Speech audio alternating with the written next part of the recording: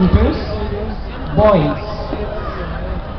In lane 1 at the 351, Steve Christian Miguel of the University of the East. In lane 2 at the 315, John Michael Ruiz of Ateneo de Manila. In lane 3 at the 378, Melvin Ariel Sandalam of UP. In lane 4 at the 371, Jaime Emmanuel Mejia of UP.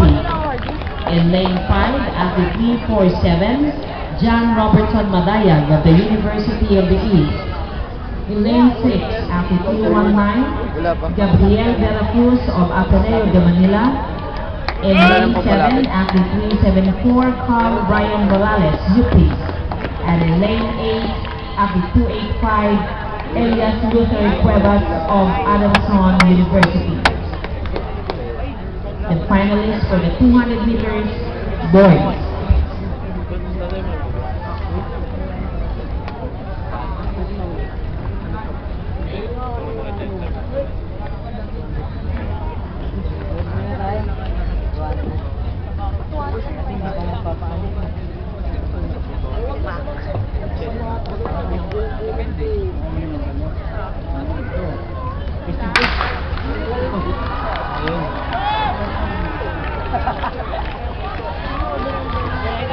Dun.